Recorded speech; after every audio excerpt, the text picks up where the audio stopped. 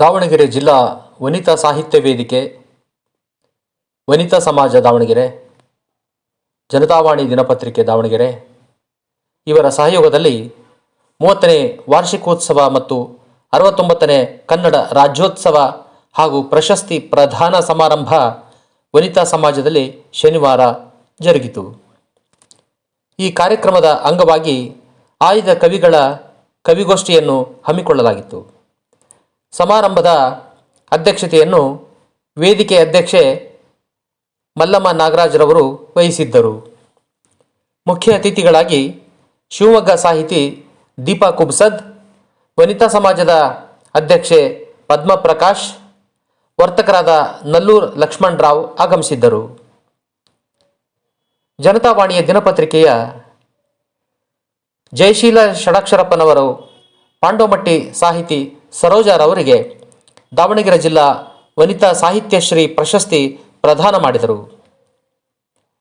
ವೀಣಾ ಕೃಷ್ಣಮೂರ್ತಿ, ಶೈಲಜಾ, ಉಷಾ, ಉಮಾದೇವಿ ಹಿರೇಮಠ್ ಕಾರ್ಯಕ್ರಮದ ವಿವಿಧ ಹಂತಗಳಲ್ಲಿ ನಿರ್ವಹಣೆ ಮಾಡಿದರು. ಕವಿಗೋಷ್ಠಿಯಲ್ಲಿ ವಿರೂಪಾಕ್ಷಪ್ಪ ಪಂಡಿತ್, ಲಲಿತ್ ಕುಮಾರ್ ಜೈನ್, ಜಿ.ಕೆ. ಕುಲಕರ್ಣಿ, ಓಂಕಾರಯ್ಯ ತವನಿಧಿ, ಜಯರಾಮನ್, ಮಲ್ಲೇಶಿ, ರೇಣುಕಾ ಹರಿಹರ, ಉಮಾದೇವಿ ಎಸ್, ಗಿರಿಜಾ ಸಿದ್ಲಿಂಗಪ್ಪ, ವೀರಮ್ಮ ಹಿರೇಬಿದಿರಿ, ಉಷಾಯಿ,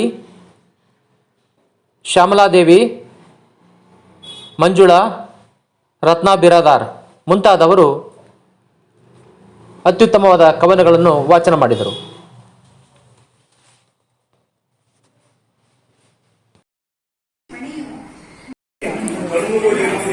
ಒಳ್ಳೆಯದನ್ನು ಕಾಣುವುದೇ, ಕೆಟ್ಟದ್ದರ ಕಡೆ ಬಣ್ಣಾಯಿಸಬೇಕು. ಈ ದೇಹಕ್ಕೆ ಕಿವಿಯುವುದೇ ಒಳಿತಾಗುವುದನ್ನು ಕೇಳಲಿಕ್ಕೆ, ಕೆಡುಕಾಗುವುದಕ್ಕೆ ಕಿವಿ ಗುಣಬೇಕು.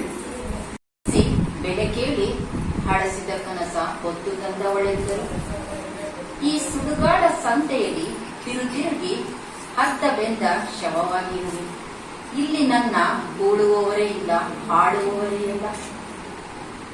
ಕವನ ಶೀರ್ಷಿಕೆ ಹೆಸರಾಯಿತು ಕರ್ನಾಟಕ, ಆದರೂ ಉಸಿರಾಗಲಿಲ್ಲ ಕನ್ನಡ.